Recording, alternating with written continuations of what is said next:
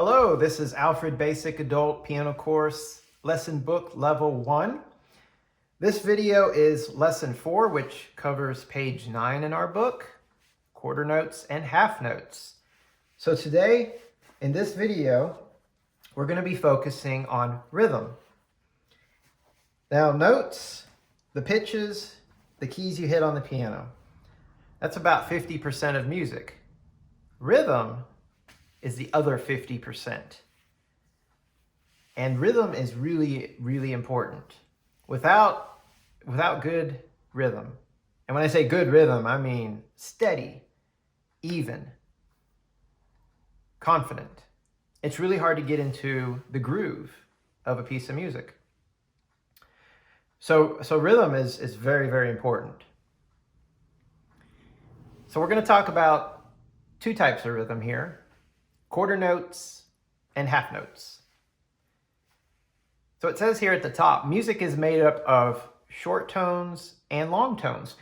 We write these tones in notes, and we measure their lengths by counting. The combining of notes into patterns is called rhythm.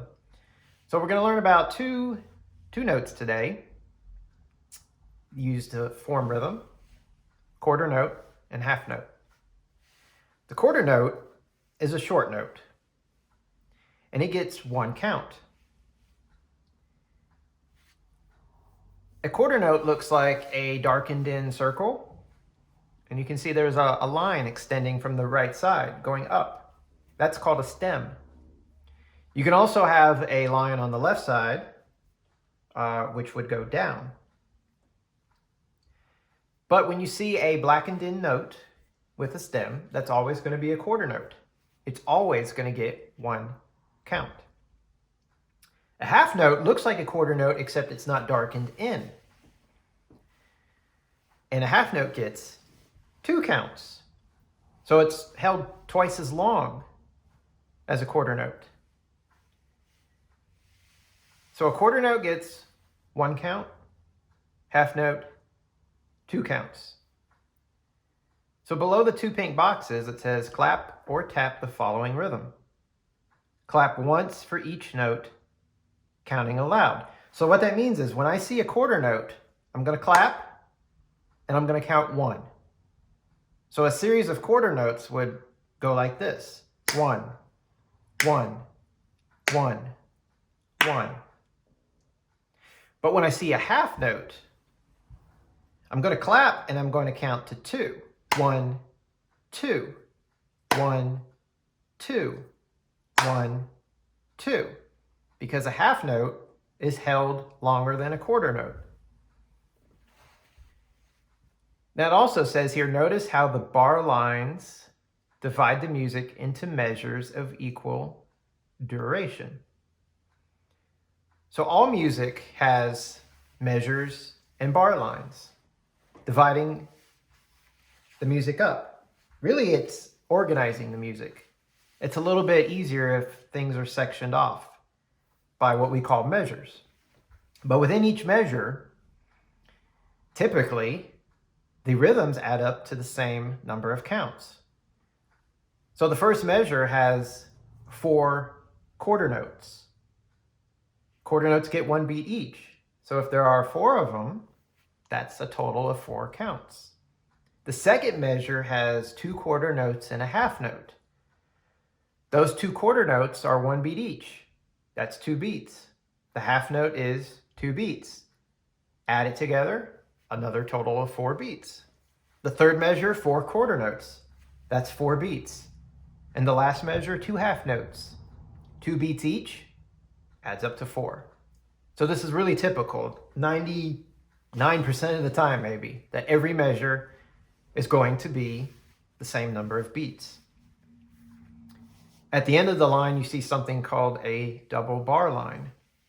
That's used to signal the end of the piece. So when you see that, you just know that the piece is done. You finished the piece. So I'm going to clap this rhythm for you, and I'm going to count aloud for you. It goes like this: 1, 1, 1, 1, 1, 1, 1, 2. 1, 1, 1, 1, 1, 2, 1, 2. If you have had any musical background, you might have temptation to go 1, 2, 3, 4. That's okay, and eventually in a few pages we will be doing that. But to avoid any confusion, especially for any beginners out there, let's just simply, for now, count the quarter note as 1 and the half note as 1, 2. Now, when you clap and tap this rhythm, notice that I was extremely even. I was extremely steady. I had something that's called a steady beat. This is extremely important in music, to have a steady beat. And what is a beat? What is a steady beat? The best example is a heartbeat. Your heartbeat is steady. That's called a beat. And music needs a steady beat. No matter what the rhythms are, you need to be steady. You have to have an underlying steady beat. Another example would be an old-fashioned clock, a tick-tock clock. The tick-tock, tick-tock. That's steady. You can be fast and you can be slow, but you got to be steady. And typically when we're starting out, we got to go slow. Because when we're slow, we're in control. And then you work your way up faster. So as you go through this clapping exercise, start out slow. Make sure you're steady. Make sure you're counting. When you get good at it, try to go a little bit faster. Still counting out loud. 1, 1, 1, 1, 1, 1, 1, 2. Notice, even though I was faster, I was still steady.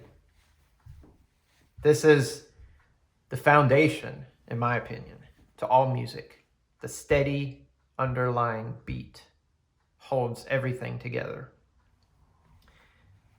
Once you're comfortable with clapping and tapping or tapping that rhythm, let's move on down to Ode to Joy. Ode to Joy is the theme from Beethoven's Ninth Symphony, classical composer Ludwig van Beethoven. And if you are unfamiliar with this title, I guarantee you once you hear this piece, once you hear this melody, it might be instantly recognizable. It's so popular, it's made its way even into pop culture. So I think everyone has heard this piece. So there's 4 steps here before we play. First it says clap or tap the rhythm evenly, counting aloud. Well, let's do that. And before you even clap, you notice this entire melody is almost all quarter notes. There are only 2 half notes at the very end of both lines. But let's quickly go through this, just to make sure our rhythm is nice and steady before we play. 1, 1, 1, 1, 1, 1, 1, 1, 1, 1, 1, 1, 1, 1, 1, 2. Now, just for sake of time on this video, I'm actually going to stop there. And if you look really carefully, the second line really is the exact same rhythm as the first line. So if you can do the first line rhythmically, I think you're good on the second line. Now, number 2 says play and sing or say the finger numbers. So this book wants you to, when you play a note, they actually want you to say the finger number out loud. So again, just assisting in learning this assigned fingering, so that, when you hit the first note, which is an E, for example, 3 is automatic for you. So again, keep that hand position right here. Oh, by the way, this is our right hand C position that we learned back in lesson 3 on page 8. So right hand C position means the thumb, which is 1, is on middle C, 2 on D, 3 on E, 4 on F, 5 on G. Now, I'm going to go ahead and play this through for you, just so you can hear it. I'm not going to count out loud. I'm not going to say the finger numbers out loud. I'm simply going to play the tune for you.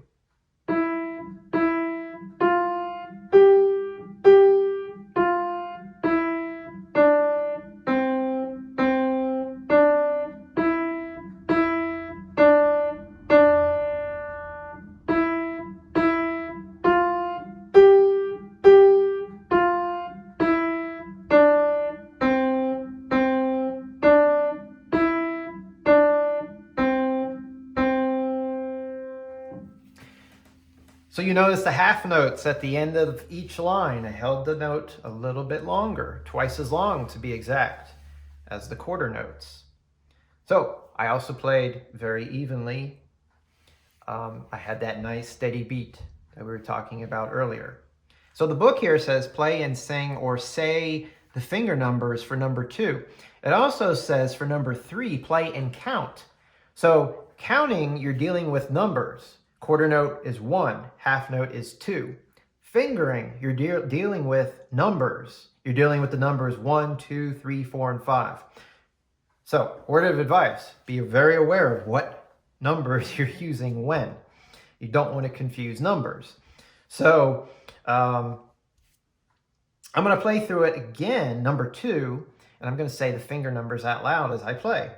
3, 3, 4, 5, 5, 4, 3, 2, 1, 1, 2, 3, 3, 2, 2. And I'm not a singer, so I'm not going to sing for you. Sorry, guys. If you donate some money to me, I might. Now, I'm not going to play the second line. I think the first line is enough information for you that I think you'll be just fine on the second line. In fact, the second line is practically identical. The last measure of the second line is a little bit different. Now, playing and counting. Number 3, I'm going to play and count just the first line for you. Here we go. 1, 1, 1, 1, 1, 1, 1, 1, 1, 1, 1, 1, 1, 1, 2.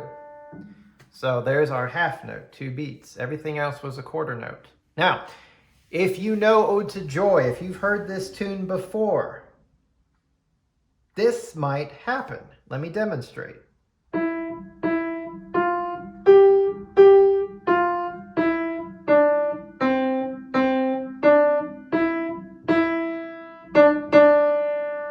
The last measure. You notice I did not play the rhythm that's written there. I played the rhythm that a lot of you might be familiar with. So the original tune had a slightly more complex rhythm than what we have here. This book is not teaching us that rhythm just yet because it is a little more complex. So it's simplifying the rhythm. So it might be tempting to play what you're used to. Don't give in to that temptation. Learn to read what's here. Think of this as an arrangement. So those last 2 measures on the first line are really important. Counting out loud is going to help you focus on exactly the rhythm that's there. Let me play those last 2 measures on that first line one more time. 1, 1, 1, 1, 1, 1, 1, 2. That way you'll get the exact rhythm that's printed here. Number 4 says play and sing or say the note names. So you can also play through the exercise saying the note names. Now, I'm just going to play the second line for you doing this. So E, E, F, G, G, F, E, D, C, C, D, E, D, C, C. So you've really learned a lot already in this lesson. You've learned about 2 different rhythms, quarter note, half note. You've learned about how music is organized into measures. You've learned about steady underlying beats. You're learning about 5 notes in the treble clef played with your right hand. You're learning fingering. You're also learning counting for these rhythms. So already you can see just how complex music can be. But hopefully this video explained all of that very thoroughly. And if you have any questions whatsoever, please leave them in the comment section below and I will answer them for you. See you next time on Lesson 5.